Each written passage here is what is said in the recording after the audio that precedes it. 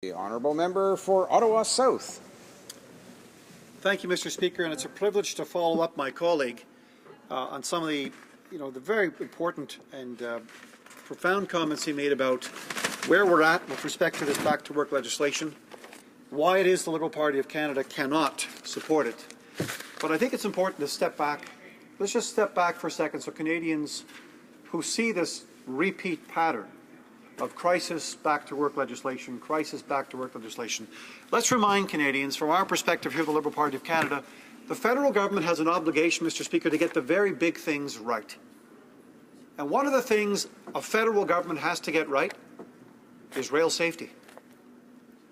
Rail safety in this country today is in a state of flux. We've had a 1,500% increase in the transportation of oil by rail in the last 3 years. If every single contemplated pipeline, Mr. Speaker, is built in Canada to transport fossil fuels, south, east and west, even if those pipelines are all built and being used to maximum capacity, on present projections by the year 2024, there'll be 1 million barrels a day of excess oil capacity that will have to be transported by rail.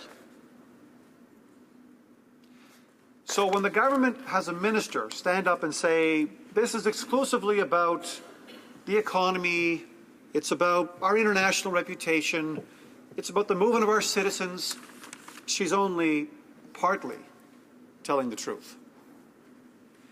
Much more is below the surface, Mr. Speaker. Of course, this is in large part about collective bargaining and the right to collectively bargain. We all know that. But I believe, as the Vice Chair of the Standing Committee on Transport, who's been active now for over 2 years in all the details around rail safety, post-Lac McGuinty, I believe the government is trying to project a different series of concerns to mask a fundamental and lingering problem in Canadian society today, and that is rail safety. Look over here. They would have us look over here as the minister distracts from the government's failure to take serious action on safety and security. Canadians aren't going to be surprised to learn that at committee we've had the heads of CN, CP, the Teamsters, Unifor, other unions, other stakeholders all come forward and say the same thing at committee. We want more safety and security in our rail system. They're all agreed upon this, Mr. Speaker. They've all called for enhanced safety. In fact, they've been unanimous about it.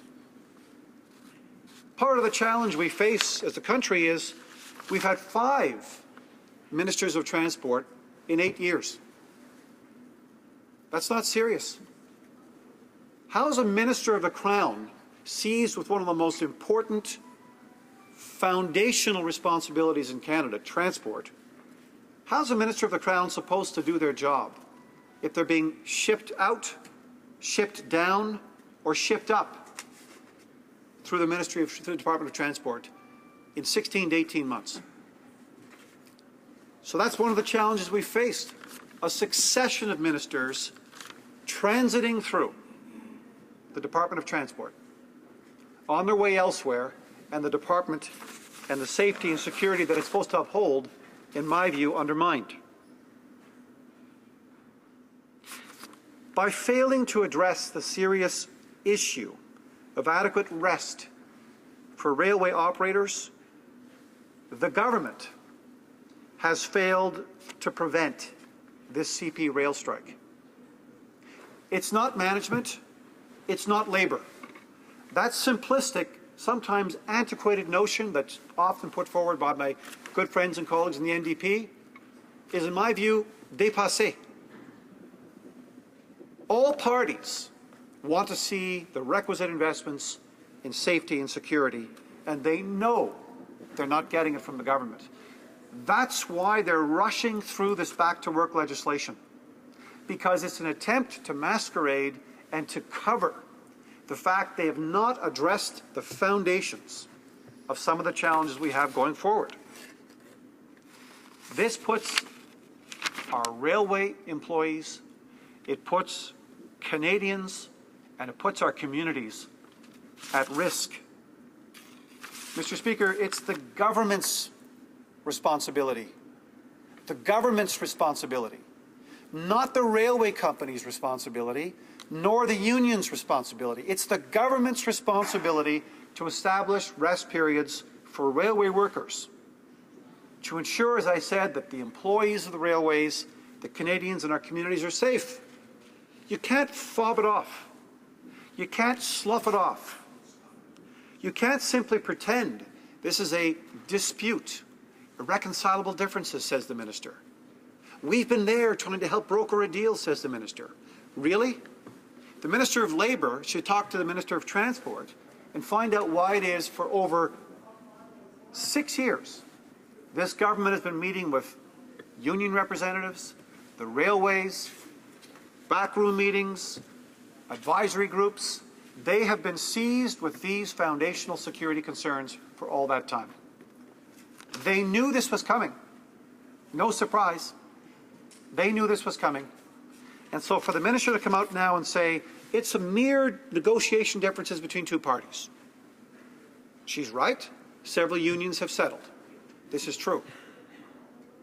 Unifor and 1,800 employees there have settled. The Teamsters and 3,000 of their members on strike have not. But this is not reducible to mere union management or labor management differences. Don't take my word for it, Mr. Speaker. Take the report of the Auditor General. It's a scathing indictment of the government's failure for almost 9 years to address the foundational issues around rail safety. Canadians have to be reminded. I like to remind them all the time. The government doesn't like to hear it, but they spend more money each and every year for the past 5 years, more money on economic action plan advertising. Advertising. During the NFL games, the hockey games, spots costing $37,000, $67,000, $300,000 for 30-second advertisements. And you know, Mr. Speaker, what's interesting is that not a single one of those Conservative MPs can look their constituents in the eyes and say, yeah, I can defend that. Because they know they can't. Not with the real needs out there in Canadian society, and certainly not with the real needs on rail safety. So the Auditor General pointed out many, many, many times in many places, there are huge, huge problems. Here's one to remember, Mr. Speaker. In the 3 fiscal years that the Auditor General audited, this government's Department of Transport audited only 25% of the safety management systems they themselves said had to be audited to keep the railways safe. In the same 3-year period, Mr. Speaker, Via Rail, carrying 4 million passengers a year, was not audited once. Those facts are indisputable. So, in closing, we can't support this back-to-work, knee-jerk legislative response. It's a masquerade.